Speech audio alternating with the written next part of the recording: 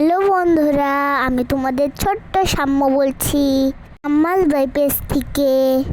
আজকে আমি চলে যাচ্ছি শেখাননগরের রক্ষাকালী মন্দিরের মা কালীকে দর্শন করতে। আমার বেশ কয়েকটা ঠাম্মারাও গিয়েছিল।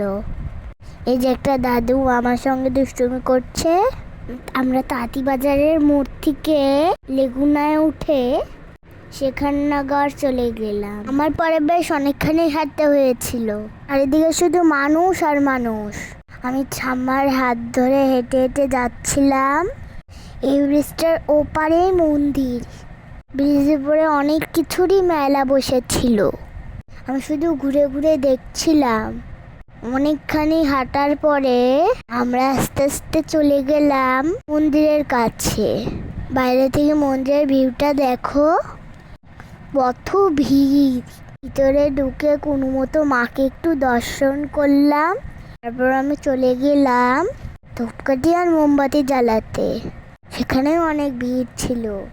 আসলে আজকে বাৎসরিক কালী পূজা ছিল, তো অনেক ভিড় ছিল। আমি আরেকদিন যাব মাকে দর্শন করতে, যেদিন ভিড় কম থাকবে। তারপর আমার মেলার মধ্যে একটু ঘোরাফেরা করলাম। মেলার থেকে শুধু আমি এই মাসামণিটাকেই কিনেছি। আমি এটার কার্টুন দেখি, তো তাই মাসাকে আমার খুব ভালো লাগে। তারপর আমি এখানে সব ঠাম্মাদের সঙ্গে বসেছিলাম।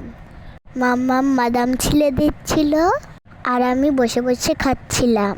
তারপর সবাই মিলে অনেকক্ষণ গল্প করলাম। আমার এই বেলুনটা দেখে পেছনের ওই ছোট্ট বেবিটা এসেছিল। বেবিটাও কিছুক্ষণ আমার বেলুনটা নিয়ে খেলা করলো। তারপর আমরা প্রসাদ খেলাম আর একটু মেলায় ঘোরাঘুরি করলে চলে আসলাম। Tata, bye bye.